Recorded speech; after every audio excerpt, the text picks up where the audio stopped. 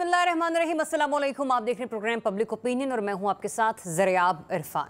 नाज़रीन, 26वीं आईनी तरमीम की अब चंद घंटों की दूरी है।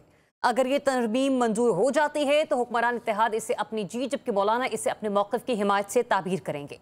यहाँ ये बात भी अहम है कि हुकूमत मौलाना को अपनी शराइत पर कायल नहीं कर सकी, लेकिन ऐसा लगता है कि मौलाना ने हुकूमती जमातों को अपनी तजावीज़ पर रजामंद कर लिया है, जिसके बाद इत्तलात हैं कि अब आईनी अदालत की जगह सुप्रीम कोर्ट में आईनी बेंच तश्कील दिया जाएगा। 18वीं तरमीम को बहाल करते हुए सुप्रीम कोर्ट में जजेस की तैनाती में पार्लियामान का किरदार बढ़ाया जाएगा, जो इससे पहले 19वीं तरमीम के जरिए तकरीबन खत्म हो चुका था। चीफ जस्टिस की तैनाती के लिए 3 या 5 जजेस के पैनल में से किसी एक का चुनाव होगा। ये भी इत्तलात हैं कि अदलिया में इस्लाहात पर तो इत्तफाक हो चुका है, लेकिन बाज़ मामलात पर अभी भी सलाह मशवरे जारी हैं। ज़राए दावा ये कर रहे हैं कि मुस्लिम लीग नून सानेहा 9 मई के ट्रायल और फौजी अदालतों के क़याम से पीछे हटने को तैयार नहीं है, जबकि PTI, पीपल्स पार्टी और जमीयत उलमा इस्लाम ऐसी किसी भी तजवीज़ पर मुत्तफिक नहीं है। आज मौलाना तहरीक इंसाफ की वफ़द से भी मुलाकात करेंगे और इस मुलाकात में वो PTI को इन मुतफ़क्का तजावीज़ पर एतमाद मिलेंगे। एक तरफ तो हुकूमत आईनी तरमीम के लिए मतलूबा नंबर पूरे होने का दावा कर रही है, तो दूसरी ही जानिब अपोजिशन जमातें अपने अरकान पार्लियामेंट के अगवा या राबते में न होने का दावा कर रही हैं। तहरीक इंसाफ ने अपने 3 अरकान कौमी असम्बली से राबता मुनक़ता होने का भी शिकवा किया है, जहां तक ये सवाल है कि आखिर क्या वजह है कि PTI की लीडरशिप मज़कूरा आईनी तरमीम को अपनी सियासत के लिए खतरा करार दे रही है। तो इसकी बड़ी वजह यह है कि तहरीक इंसाफ समझती है कि आला अदलिया में होने वाली तब्दीली का अमल 8 फरवरी के इंतखाबात के मुस्तकबिल के बारे बड़े किरदार का हामिल होगा। इसी तरह हुकूमत मज़कूरा तरमीम को अपने सियासी मुस्तकबिल के लिए नागुज़ीर समझे हुए है। इस बुनियाद पर कहा यह भी जा सकता है कि यह तरमीम हुकूमती बंदोबस्त के लिए अहम है और अगर हुकूमत मज़कूरा तरमीम करवाने में कामयाब होती है तो ये तहरीक इंसाफ के लिए किसी बड़े सियासी धचके से कम नहीं होगा, लेकिन अगर नाकाम होती है तो फिर नून लीग की हुकूमत के लिए खतरात ही खतरात हैं। इन्हीं मौज़ूआत पर बात करने के लिए प्रोग्राम में हमें ज्वाइन कर रही हैं एंकर पर्सन और तज्ज़ियाकार सना मिर्ज़ा साहिबा, तज्ज़ियाकार जवाद फैज़ी साहब, आबिद ज़ुबैरी साहब। अब ये हैरान होंगे कि हमारे जो दीगर मेहमान हैं वो किधर हैं। ज़ुबैरी साहब तो खैर हमें ज्वाइन कर चुके हैं, बहुत शुक्रिया आपके वक्त के लिए, लेकिन सना मिर्ज़ा साहब और जवाद फैज़ी साहब चूंकि इस्लामाबाद के रिहायशी हैं, जवाद फैज़ी साहब अभी तक स्टूडियो नहीं पहुंच पाए हैं और सना मिर्ज़ा साहिबा वो रास्ते में थी, उन्होंने घर पहुंचना था, लेकिन जगह जगह पर चूंकि रावलपिंडी इस्लामाबाद में नाकाबंदी है, कंटेनर्स लगे हुए हैं, यही वजह है कि हमारे मेहमान और हमारी एंकर पर्सन अभी तक अपनी मंजिल मकसूद पर नहीं पहुँच पाई हैं। तो सवाल ये भी उठता है कि जहाँ पर एक तरफ हुकूमत अपोजिशन को मैनेज नहीं कर पा रही है, वहीं पर मुल्क और स्पेशली विफाक के दारुल हुकूमत में जो अमन व अमान की सूरत हाल है उस पर भी एक बहुत बड़ा सवालिया निशान है। आबिद ज़ुबैरी साहब जो कि हमें ज्वाइन कर चुके हैं, तो प्रोड्यूसर साहब मुझे बताइएगा, मैं आगाज करूं उनसे। जी आबिद ज़ुबैरी साहब, आप मुझे सुन पा रहे हैं? जी मैं सुन पा रहा हूं आपको। ठीक, ज़ुबैरी साहब, आज सेनेटर इरफान सिद्दीकी साहब की एक स्टेटमेंट सामने आई और उनकी स्टेटमेंट सुनकर ये तासुर आ रहा है कि हो सकता है आइंदा आने वाले 48 घंटों में आईनी तरमीम जो है वो पार्लियामेंट में पेश कर दी जाए।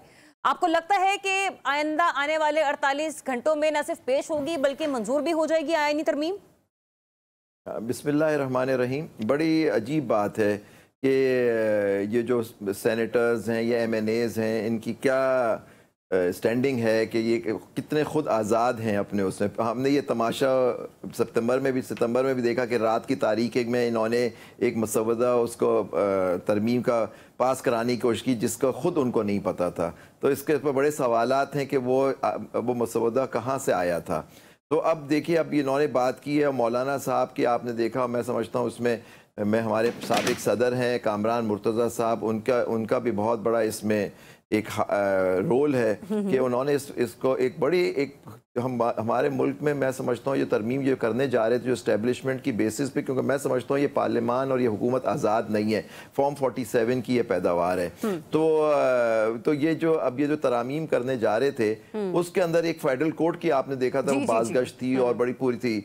अब वो तो उन्होंने शायद मौलाना साहब उस पर अटे रहे, जमे रहे, और मैं समझता हूँ कि उन्होंने इस मुल्क के साथ बड़ा एक आइन को बचाने में उनका बहुत बड़ा किरदार है। मैं उनको सराहता हूँ, उनको सलाम पेश करता हूँ, पूरी उनकी टीम को, ख़ास तौर पे मौलाना साहब को और कामरान मुर्तज़ा साहब को, हमारे साबिक सदर सुप्रीम कोर्ट बार।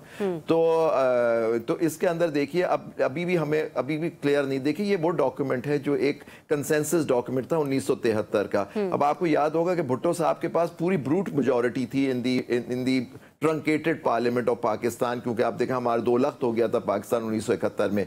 वो चाहते तो जो आइन चाहते वो बना देते, लेकिन उन्होंने भी 1 साल लगा पूरा 1973 का आइन जो 14 अगस्त 1973 से नाफिज। आप उनकी, मैं आज कहता हूँ इन सब की पार्लियामान के लीडर और उनके अपने नवाज से, चेयरमैन साहब से, उनकी पार्टी से, कि आप भुट्टो साहब, शहीद भुट्टो की आप वो स्पीच सुन लें, जो स्पीच पढ़ लें, और उनके अवेलेबल है इनके आर्काइव्स में सुप्रीम कोर्ट के। उन्होंने क्या कहा था ये अदलिया के बारे में, उन्होंने कहा था ये अदलिया जो होगी आज़ाद होगी, और उसके ऊपर पार्लियामान का कोई इख्तियार नहीं होगा कि उसकी आज़ादी को सल्ब करे किसी तरह से। ये उनकी स्पीच है, आप अभी भी देख लें। लेकिन हमने देखा कि उनकी जमात ने भी एक स्टेटमेंट्स दिया, और आपने कहा मुख्तलिफ जगहों पर स्टेटमेंट्स दिए गए कि नहीं ये नागुज़ीर है कि एक फेडरल कोर्ट बनेगा सुप्रीम कोर्ट से। तो वो देखिए पार्लियामान मुकन्नना जो है, अदलिया जो है और हुकूमत जो है, ये 3 सुतून है हमारे आइन के, और किसी को एक दूसरे पे इख्तियार नहीं है कि उसको ख़त्म कर दे। क्या पार्लियामान आज फैसला करके ख़त्म कर सकती है कि जी हमारी यहाँ पार्लियामानी जमहूरियत नहीं होगी, हमारे यहाँ अमेरिका की तरह एक प्रेसिडेंशियल सिस्टम होगा? नहीं कर सकते, क्योंकि हमारा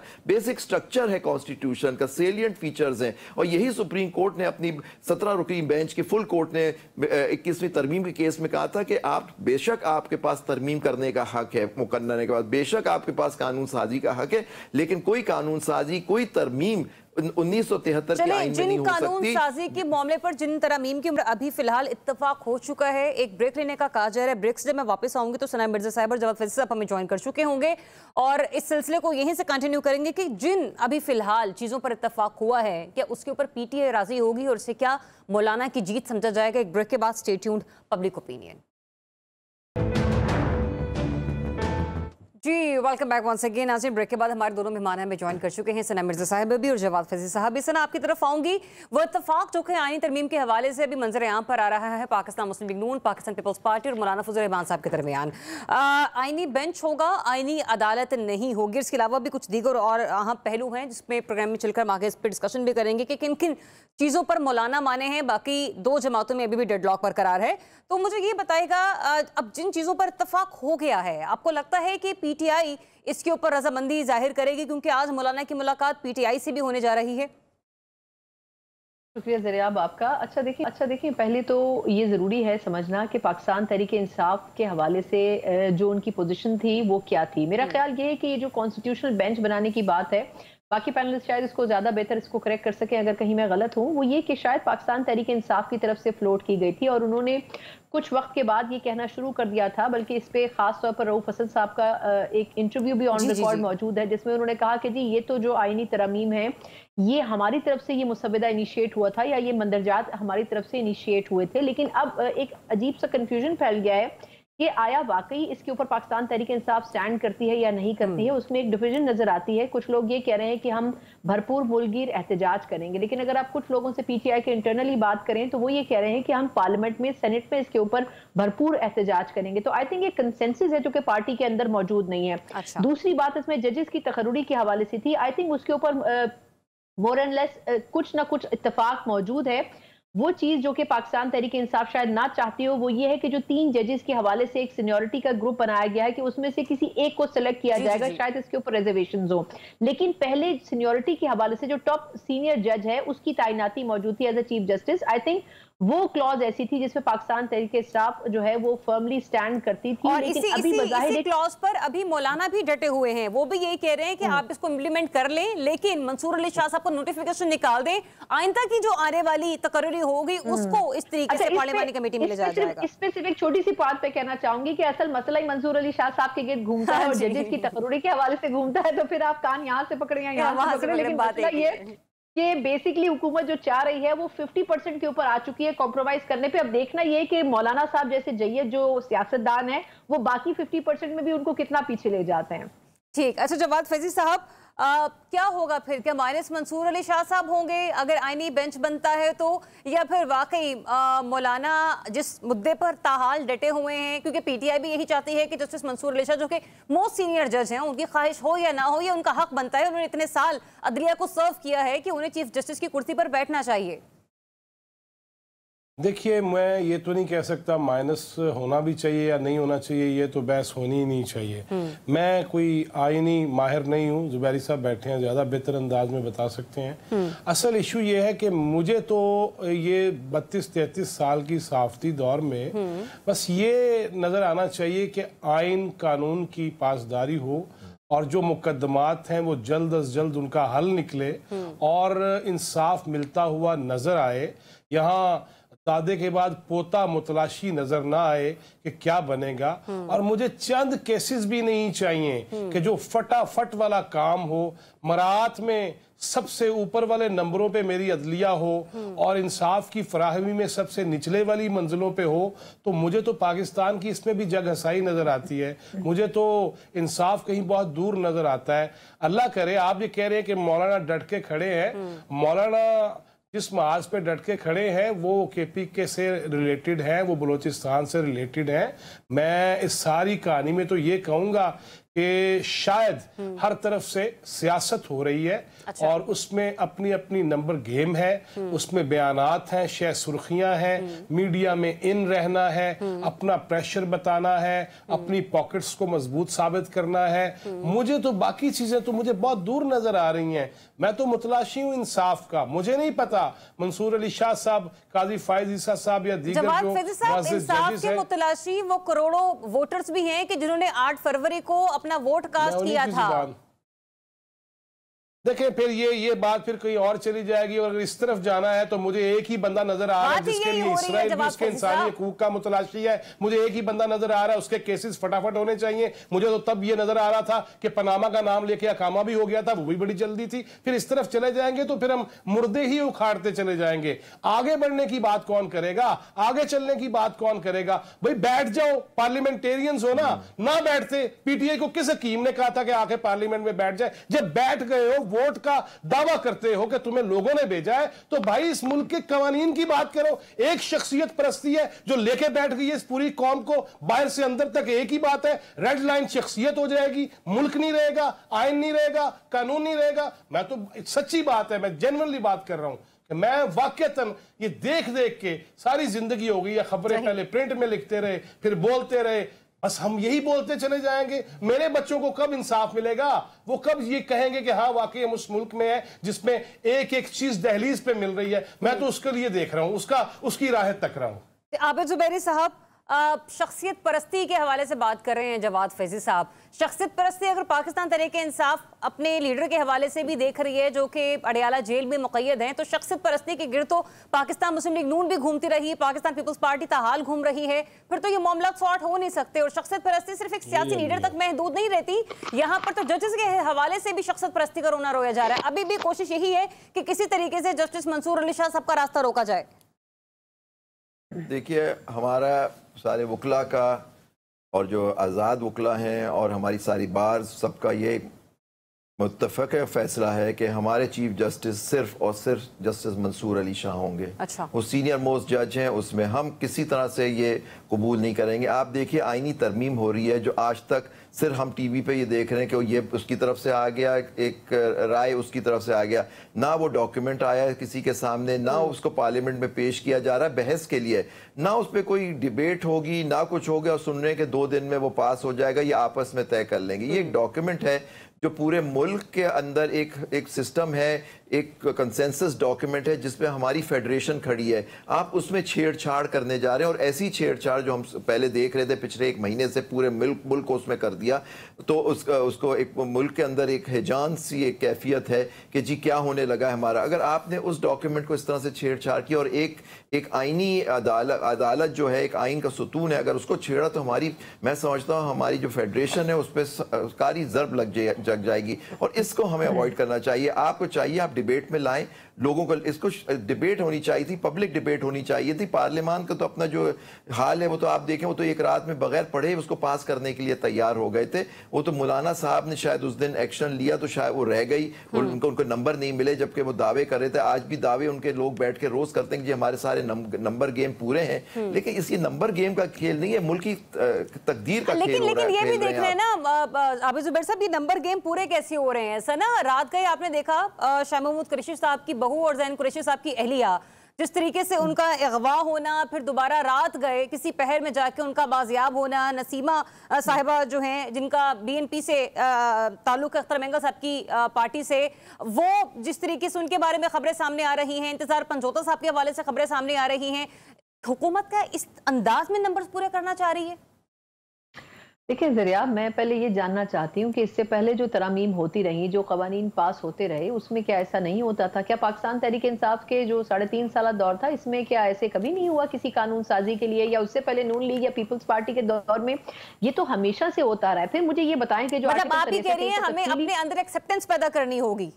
नहीं नहीं, बिल्कुल नहीं, बिल्कुल गलत को गलत ही कहना चाहिए, वरना तो आप एक इंसान भी अपने आप को तस्लीम नहीं कर सकते। अगर आपका थोड़ा बहुत जमीर जिंदा है तो कम से कम गलत को गलत ही कहना चाहिए। फिर दूसरी बात यह कि आर्टिकल 63 को मैं जरूर इस पे कमेंट करना चाहूंगी कि देखिए, एक चीज हमने वजह की, चाहे भले हम अता बंदियाल साहब के बारे में कहें कि उन्होंने एक सियासी फैसला दिया था उस वक्त सदर आरिफ अलवी साहब के उस रेफरेंस के हवाले से, लेकिन मेरा सवाल यह है कि अगर उस तफसीली फैसले के हवाले से जो अपीलें मंजूर की गई, उसमें 1 से 1.5 साल का वक्फा क्यों लगा? वो एप्लीकेशन तो बहुत पहले की फाइल हुई थी। आपने रास्ता खोल दिया फ्लोर क्रॉसिंग का, आपने हॉर्स ट्रेडिंग का रास्ता खोल दिया। अगर तो ऐसा नहीं है तो आप बताएं कि टेक्निकली आपके नंबर्स कैसे पूरे होंगे? ना मैं नून लीग को रिप्रेजेंट कर रही हूँ, ना मैं पाकिस्तान तहरीक इंसाफ को रिप्रेजेंट कर रही हूँ। मैं एक सवाल करना चाहती हूँ कि JUIFA के बारे में हुकूमत ये कह रही है कि जी हमें तो उनकी जरूरत नहीं है, हम मजराए तफन्नुन उनको शामिल करना चाहते हैं।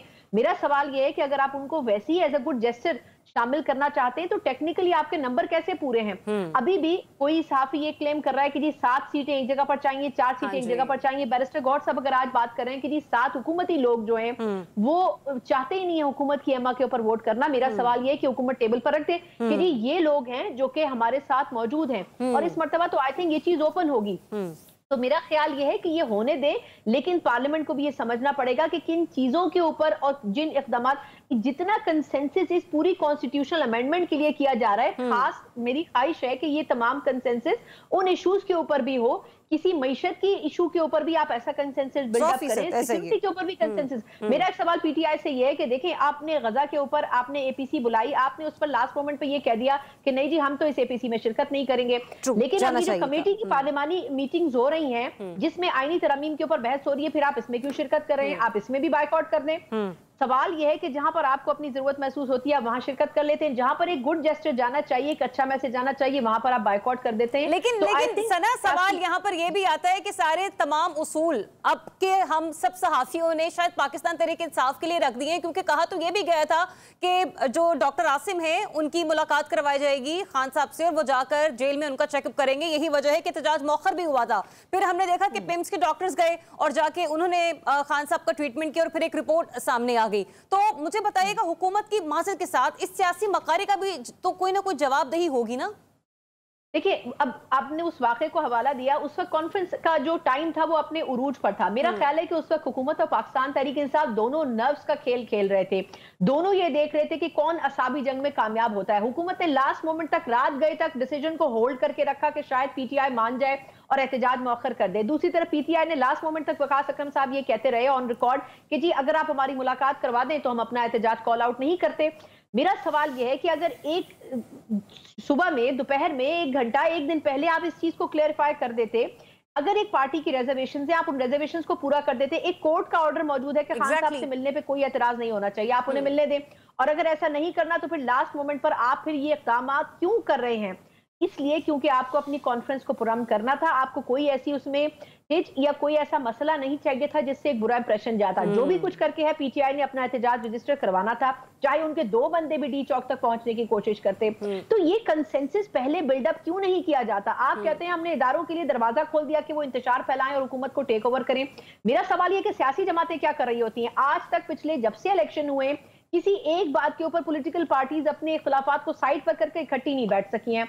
तो अगर JUIFA या मौलाना फजलुर रहमान साहब इस वक्त बहुत सेम तरीके से चल रहे हैं, जाती फवाइद अपनी जगह, मैं मानती हूँ इस चीज को कि कुछ चीजों के ऊपर JUIFA शायद अपना फायदा उठाना चाहती हो, लेकिन बाकी पॉलिटिकल पार्टीज भी अपने अपने फायदे सामने रखकर बिल्कुल थोड़ी सी मैच्योरिटी का अगर मुजाहरा करेंगे तमाम पॉलिटिकल जमातें तो बहुत से मसाइल का हल निकाल भी बहुत सारे ऐसे मसाइल इस मुल्क को दरपेश है कि जिनका हल निकालना बहुत जरूरी हो चुका है। और मेरा एक सवाल ये भी है कि ये जो आईनी बेंच जिस पर कहा जा रहा है कि इत्तफाक होगा, और कहीं से पाकिस्तान तहरीक इंसाफ के अंदर से भी बातें सामने आ रही हैं कि हो सकता है कि आईनी बेंच पर वो भी राजी हों, तो क्या इस आईनी बेंच के फैसलों को कहीं चैलेंज किया जा सकेगा? ये सुप्रीम कोर्ट के अंदर चैलेंज किया जा सकेगा? क्या होगा, क्या स्ट्रेटजी होगी? जुबैरी साहब से इसका मैं सवाल लूंगी ब्रेक के बाद। Stay tuned, public opinion. Welcome back once again. नाज़रीन, ब्रेक पर जाने से पहले एक टेक्निकल क्वेश्चन मैं छोड़कर गई थी कि फ़र्ज़ करें अगर ये आईनी बेंच बन जाता है, सुप्रीम कोर्ट के मातहत ही होगा, तो क्या मुस्तकबिल में इस बेंच के फैसले चैलेंज हो सकेंगे या नहीं हो सकेंगे? जुबैरी साहब बताइएगा, ये क्या कहा जा रहा है, कानून इस बारे में क्या कहता है कि जब सुप्रीम कोर्ट के मातहत कोई बेंच कायम होता है तो उसके फैसलों को चैलेंज किया जा सकता है, या फिर इस सिलसिले में भी जब आईनी तरमीम होगी तो वहां पर कोई ना कोई क्लॉज का होना बहुत जरूरी होगा ताकि आइन की तशरीह वाज़ेह तौर पर हो सके? देखिए, आइन के अंदर बहुत सारे ऐसी शिकें होती हैं जिसमें कहते हैं कि इस जो भी इसमें कानून पास होगा या उसमें कोई तरमीम आएगी उसको सुप्रीम कोर्ट में चैलेंज नहीं किया जा सकता। लेकिन सुप्रीम कोर्ट के पास हमेशा जो इख्तियार होता है, जो आइन उसको देता है, जुडिशल पावर और जुडिशल रिव्यू का, कि वो हर एक्शन अगर कोर्ट अगर कोई भी केस आएगा वो ये भी देख सकती है, उसी के पास इख्तियार होता है कि उसके पास इख्तियार है केस को सुनने का नहीं है। तो अगर वो समझते हैं कि नहीं है तो कह देंगे हम नहीं कर सकते, लेकिन फिर भी सुनेगी कोर्ट ही कि जी हमारा इख्तियार है या नहीं। अब ये आईनी बेंच की क्या, किस तरह से इसकी कॉन्स्टिट्यूशन होगी, क्या होगा, अब सुप्रीम कोर्ट के इन्हीं जजों में से कोई बेंच बनाई जाएगी और अगर वो होगी, लेकिन सुप्रीम कोर्ट, अच्छा अब एक बड़ा इशू है कि अब मुझे नहीं पता कानून क्या बनेगा। खुद इन्होंने कानून बनाया था प्रैक्टिस एंड प्रोसीजर का, उसमें आईनी तरमीम के बगैर एक अपील का राइट भी दे दिया था कि कोई 184(3) में कोई भी केस आएगा उसकी अपील अवेलेबल होगी। अब या तो उसको भी खत्म करेंगे, यानी मुझे नहीं मालूम कि आप ये फाइनल ड्राफ्ट क्या होगा। ये सिर्फ हम मफरूजों पे बातें कर रहे हैं, अभी तो ये भी नहीं पता कि उसका जी वो आपकी जो पट्टी चल रही थी कि जी अभी उसकी तश्कील भी वो खुद करेंगे जुडिशल कमीशन। अब जुडिशल कमीशन में कौन मेंबरान होंगे? चीफ जस्टिस पाकिस्तान नहीं होगा मेंबर, उसका सीनियर जजेस नहीं होंगे। अगर आप पार्लियामान को उसमें डाल भी दें, पार्लियामेंट्री लोगों को, तो क्या मतलब मुझे समझ नहीं आ रहा ये क्या खिलवाड़ हो रही है। ये बिल्कुल शुक्र है उससे तो हटे, लेकिन आप कोर्ट के हर तरह से बांध कैसे सकते? यही कोर्ट आप देखिएगा। और ये जो लोग कर रहे हैं, कल इन्हीं को आजाद अदलिया की जब जरूरत पड़ेगी तो यही जो किस तरह की इन्होंने चीजें की उनके गले पड़ रही होंगी इनको। और यही हमने देखा कि जब आपने अदलिया के साथ चिड़ा, ये नवाज और ये नून लीग का मैंने माफी के साथ वतीरा देखा है कि जब उनके हक में नहीं होता कभी वो चढ़ाई कर देते हैं सुप्रीम कोर्ट के ऊपर। अब ये तरामीम लेके आ रहे हैं कि ये फेडरल कोर्ट होगा, यानी हमारे साथ बड़ी ज्यादती। आप ही की गवर्नमेंट को, एक हमारे शहीद बेनजीर को जब डिसमिस किया तो उसको अपहोल्ड किया जाता है सुप्रीम कोर्ट से। आपकी गवर्नमेंट डिसमिस हुई 1993 तो जनाब नसीम हसन शाह साहब उसको रिस्टोर कर देते हैं। तो ये सारी चीजें तो हमने भी खुद देखी हैं। अब ये तो आप इतना आप खिलवाड़ करेंगे, कमजोर करेंगे जुडिशरी, तो आप ही नुकसान उठाएंगे, ये मुल्क नुकसान उठाएंगे, हम सब, हमारी फेडरेशन इससे नुकसान उठाएगी। सही, मतलब आप ये कह रहे हैं कि जब तक ये वो संविदा टेबल नहीं हो जाता, पब्लिक नहीं हो जाता, तब तक कुछ भी कहना कबल अज़ वक्त होगा। एग्जैक्टली हमें नहीं पता ना क्या बिल्कुल ऐसे ही अभाम नहीं है। हाँ जी, अभाम ही है। मतलब मैंने देखा ना भाई साहब ने, आपने देखा है ना, सना ने देखा है, तो हम बैठ के बस बातें कर रहे हैं हम लोग कि जी ये हो सकता है, नहीं हो सकता। अभी मैं ट्विटर देख रही थी ब्रेक में, पूरे पंजाब में दफा 144 जो है वो नाफिज कर दी गई है अगले 2 रोज के लिए। अमन अमान की सूरत हाल के पेश नजर ऐसा किया गया है। जाहिर सी बात है पीटीआई के एहतजाज की कॉल है 18 अक्टूबर की, सो लेट्स सी कि गवर्नमेंट को किस किस्म के स्टेप्स लेने हैं। लेकिन मुझे ये बताएगा, आपको लगता है कि पीटीआई के लिए सिर्फ एक यही चैलेंज है कि किसी तरीके से आईनी तरमीम को रोका जाए, या पीटीआई के अंदर अपने बहुत चैलेंजेस मौजूद हैं? क्योंकि हम ये देख रहे हैं कि कुछ इख्तलाफात भी लीडरशिप के बड़े सामने आ रहे हैं, क्योंकि क़यादत का फुक़दान है ना। तो इस वक्त मौजूदा चैलेंजेस खुद पीटीआई को कौन से दरपेश है? देखिए, आपने बिल्कुल दुरुस्त फरमाया कि पीटीआई के अंदर खुद ग्रुपिंग मौजूद है। वो उनके बानी चेयरमैन की रिहाई के हवाले से भी देख लीजिए कि उनकी हमशीरगान क्या फरमा रही हैं, उनके कारकुन क्या कह रहे हैं, उनके लीडर्स क्या कह रहे हैं। और बल्कि एक तो वो नहीं थे जट्टा दा पुत्र शहबाज गिल, तो मैं आज उसका भी ट्वीट देख रहा था। वो तो ये कह रहा था जी कि वकील को तो जो है कोई घर किराए पे नहीं देता, कब्जा हो जाएगा। और खान साहब ने पूरी पार्टी जो है वो वकीलों के, आपसे माजरत जुबैरी साहब, वो पूरी पार्टी वकीलों के हवाले कर दी है। तो मतलब तो है कि कब्जा तो फिर हो गया है ना, और कईयों को कब्ज हो गई है उस कब्जे की वजह से। लिहाजा बहुत सारे इश्यूज हैं। देखिए, मुझे 144 की दफा जो लगी है, मुझे ये बताइए, फेक न्यूज पे बात हम लोग बहुत कम करते हैं। जो हुआ और जिस तरह हुआ और पिंडी में जो हुआ और पिंडी में जिस तरह मैं वो वीडियो क्लिप्स देख के परेशान हो गया, और मुझे नहीं पता, मुबैना तौर पे ये भी कहा गया कि जुबैरी साहब जिनको कह रहे थे ना कि आजाद वकला है, वो आजाद कुछ, हालांकि आजाद तो जो है वो न्यूट्रल तो जो है वो जानवर हुआ करता है किसी के नजदीक, मगर उसके बावजूद वकला को, मुबैना तौर पर मैं बात कर रहा हूँ कि वकला की मौजूदगी भी दिखाई गई उस तोड़ फोड़ में, उस आग लगाने में और स्टूडेंट्स के साथ। लिहाजा मैं किसी एक तबके की बात नहीं करता, मैं ये कह रहा हूं, वल्लाह मैं दिल से कह रहा हूं कि हमें सबको दोबारा से इस मुआशरे की बेहतरी के लिए फिर से बैठना होगा। वो लाउड स्पीकर पे हजरत साहब के खिताब से लेके, वो वकला की शोला बयानियों से लेके, वो मीडिया पर्सन्स की फेक न्यूज से लेके, वो अहले सियासत के इल्जामात से लेके, वो एस्टेब्लिशमेंट की माजी की गलत हरकतों से लेके, फैसलों से लेके, और अदलिया के अंदर जो गलत फैसले हैं उनसे लेके। साहिबा का क्लिप भी चल रहा था, देखिए ना, सवाली निशान तो वहां पर भी है। अच्छा सना मिर्जा साहिबा, जब फिर सबने कुछ बातें की जिनमें से दो का हवाला लेके मैं आपका तजिया लेना चाहती हूँ। पहली तो ये, उन्होंने कहा कि वकला ने जो है वकला काबिज हो गए हैं पाकिस्तान तहरीके इंसाफ पर। दुरुस्त कह रहे हैं एक तरीके से अगर देखा जाए, क्योंकि वकला लीगली मामलात को तो लेकर चल सकते हैं, लेकिन सियासी समझबूझ वाला सियासी लीडर इस वक्त पीटीआई के अंदर होना बहुत जरूरी है जो उनके मामलात को लेकर आगे चल सके। और दूसरा ये कि जिस तरीके से इख्तलाफात खुद पीटीआई की लीडरशिप के अंदर मौजूद हैं, आपको लगता है जो 18 अक्टूबर का अब जो भी एहतजाज होने जा रहा है उसको पीटीआई किस तरीके से उसका मोमेंटम बनाएगी? क्योंकि अगर फिर गंडापुर साहब एक तरीके से एक लम्हे के लिए गायब हो जाते हैं तो कारकुनान का गम और गुस्सा तो फिर आपको पता है कहां पे जाकर पहुंचेगा।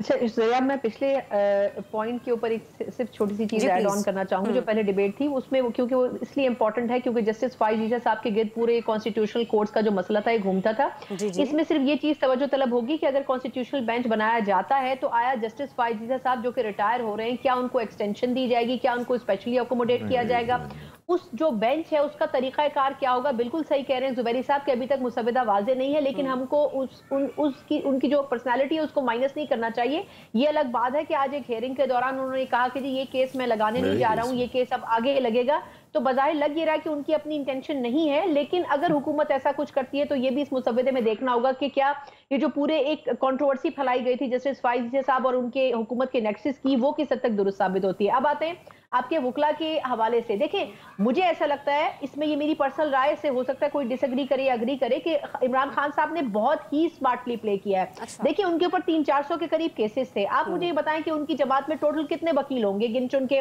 बाबर अवान साहब एक अहम उसमें वकील हैं, लतीफ खोसा साहब अहम वकील हैं, कुल मिला के 5-7 वकील होंगे जो कि सही मायनों में इन केसेस को लेकर चलते हैं। ये 3, 5 या 7 शख्सियात कितने शहरों में जाते केसेस लड़ने के लिए? कभी कोई केस पेशावर में था, कोई कराची में था, कोई लाहौर में था, मतलब आप पूरे पाकिस्तान में घूम सकते हैं। खान साहब ने यह किया कि जब उनकी पूरी सियासी लीडरशिप या तो खुद भाग गई या फिर जेलों में चली गई या फिर रिपोर्ट हो गई, तो उनको ऐसे लोग चाहिए थे जो फ्री ऑफ कॉस्ट उनके केसेस लड़े और उनके केसेस में अपनी पूरे जी जान से काम करें। और उसमें उनको एक वकला की पूरी फौज मिली। इसको सही समझे या गलत समझे, with all due respect, Zubairi साहब एग्री करती हूं, लेकिन मैं ये कहना चाहूंगी कि ये बहुत अच्छा कदम था और इससे खान साहब ने लेकिन वो जो एक जो सियासी ज़हन का होना, सियासी दिमाग का होना, आपको लगता है मिनिस्टर गौहर साहब? मैं उसी पर आ रही हूँ। मैं सिर्फ ये कहना चाह रही हूँ कि अगर आप इस डिसीजन को आप इसको एनालाइज करें तो ये बिल्कुल सही डिसीजन था। उनको इतनी बड़ी तादाद में किसी और जमात में वकील नहीं है और हर वकील के पास 8-8, 10-10 मुकदमे हैं और तमाम के तमाम बड़े जबरदस्त वकील हैं। और खान साहब के बहुत से केसेस खत्म होने की एक वजह यह भी है कि ये वकील बहुत जान लगाकर ये काम कर रहे हैं। अब आते हैं दूसरे पहलू पर, जो आपने सियासी लीडरशिप का कहा। देखिए, सियासी लीडरशिप बज़ाहिर बुनियादी तौर पर सिर्फ खैबर पख्तूनख्वा की अभी तक जो है इंटैक्ट मौजूद थी, बाकी पंजाब में भी बहुत कम थी और सिंध में तो ना होने के बराबर है। तो आप उससे अंदाजा लगा सकते हैं, जब पाकिस्तान तहरीक इंसाफ ने इन वकीलों की फौज के ऊपर ही जो इनको तनकीद की जा रही है स्टैंड किया, तो फिर इस सियासी लीडरशिप को यह एहसास हुआ कि ये तो पावर्स और तमाम इख्तियारात जो हैं ये वकला कर रहे हैं। उसके बाद सबसे पहले इनिशिएट हुई पंजाब के बजाय खैबर पख्तूनख्वा की लीडरशिप से इख्तिलाफात की खबरें, और वहां से इस वजह से भी हुई क्योंकि गंडापुर साहब की वो स्ट्रॉन्ग फुटिंग नहीं है खैबर पख्तूनख्वा में जो कि होनी चाहिए थी। और फिर आहिस्ता आहिस्ता ये चीज बढ़ती गई कि हमाद अजहर साहब को ये ट्वीट करना पड़ा कि जी गंडापुर साहब एहतजाज को छोड़ के जो है वो लोगों को, कारकुनान को छोड़ के जो है वहां मौजूद नहीं थे। तो आई थिंक ये समझना पड़ेगा कि जी पंजाब की मेन लीडरशिप कहाँ थी, बाकी विफाक के अंदर लोग कहाँ थे। आसिफ कैसर साहब आज पार्लियामेंट के अंदर बैठ के तनकीद करें कि हमारे लोगों को उठाया जा रहा है। मैं उनसे ये पूछना चाहती हूँ कि मुराद सईद साहब या इस किस्म के दीगर लोग कहाँ थे। चलो, मुराद सईद साहब का तो मामला वैसे ही बड़ा सेंसिटिव है ना, ये तो हम भी जानते हैं कि वो क्यों रूपोश है। ऐसे बहुत से लोग रूपोश हो चुके हैं, ऐसे बहुत से लोग बाहर बैठ के ट्वीट्स कर रहे हैं, ट्वीट्स के ऊपर चला रहे हैं अपनी सियासत को। तो ये वकील ही है जो कि आज मैदान में। तो आई थिंक सियासी लीडरशिप को जरूर होना चाहिए, लेकिन उस सियासी लीडरशिप को टफ टाइम फेस भी करना चाहिए था, जो उन्होंने फेस नहीं किया। बिल्कुल ऐसे ही। आबिद जुबैरी साहब, लास्ट 2 मिनट से मेरे पास मुख्तसर से कमेंट मैं आपका लेना चाहूंगी। देयर इज नो डाउट सना ने बहुत अच्छे तरीके से इस चीज को एक्सप्लेन किया कि ये वकला ही हैं जो कि उनकी पार्टी की तमाम तर चीजों को लेकर आगे बढ़ रहे हैं। अब सियासी सोच समझ बूझ उनकी जितनी है वो उस हिसाब से बहुत बेहतर चल रहे हैं। मुझे ये बताएगा, जैसे गंडापुर साहब ने भी कहा, उन्होंने भी वीडियो मैसेज दिया, हमाद अजहर का भी वीडियो मैसेज आया, उसके अलावा भी कुछ दीगर लोगों के आ रहे हैं। गंडापुर साहब अगर एक बार फिर से निहत्ती आवाम को बीच में छोड़कर चले गए तो किस तरह से वो मुंह दिखाएंगे पाकिस्तान तहरीक इंसाफ के कारकुनान को? वो तो मेरे ख्याल से बेहतर होगा आप उनसे ही पूछें वो किस तरह से मुंह दिखाएंगे। लेकिन मैं एक बात बता दूं आपको, आप वकीलों को इतना अंडरमाइन ना करें। इस मुल्क को बनाने वाले सारे वकील थे और वो उन्होंने अंग्रेजों और हिंदुओं से, प्लीज आप ये ना भूल जाइएगा, बैरिस्टर्स हमारे कायदे आजम लियाकत अली खान, जितने बड़े लीडर थे हमारे इधर भी और कांग्रेस में भी, वो सब वकील थे, नेहरू और गांधी और ये सब लोग। तो ये ना कहिए कि वकीलों को सियासत का वो नहीं इतना एक्सपीरियंस है। मैं ये कहना चाह रही हूँ कि जो हुकूमती सियासी मक्कारी और सियासी अयारी है, नहीं वो देखिए सियासतदान का होना बहुत जरूरी नहीं। मक्कारी वो अपने आइन और कानून के हिसाब से अपने दलाइल से इंशाल्लाह वो कामयाबी हासिल करेंगे, जैसे कायदे आजम और उन सब ने किया। उनकी मक्कारी उधर भी थी, अंग्रेज की मक्कारी और कांग्रेस की मक्कारी। तो ये देखिए ना, मतलब इतना अंडरमाइन ना करें। और एक आपने और इमरान खान साहब को, उनकी पार्टी के लीडर को बंद किया हुआ है। और 9 मई के बाद जो जुल्म सितम हुआ है हमने मुल्क में देखा, हमारी माओ बहनियों के साथ सबके, खासतौर पर पंजाब में। तो उसके बाद भी वकील लोग आए, हमारे सलमान अकरम राजा और ये लोग सब मौजूद हैं। वो आप उनके साथ भी जो हुआ है, तो बेहतर है कि वो अभी तक डटे हुए हैं। ये मैं उनको खराज तहसीन पेश करता हूँ कि इन हालात में भी उस पार्टी को संभाला हुआ है उन्होंने। चले, हमारे प्रोग्राम के जो आखिरी चंद मिनट्स हैं, ये तमाम वकला बिरादरी के नाम का ताल्लुक पाकिस्तान तहरीक इंसाफ से हो, पीपल्स पार्टी से हो, या पाकिस्तान मुस्लिम लीग नून से हो, या फिर आज़ाद हैसियत में जिस तरह से चाहें, जिसका भी केस लेकर लीड करने को तैयार हो। इजाज़त दीजिए, अपना बहुत सा ख्याल रखिए। अल्लाह हाफिज़।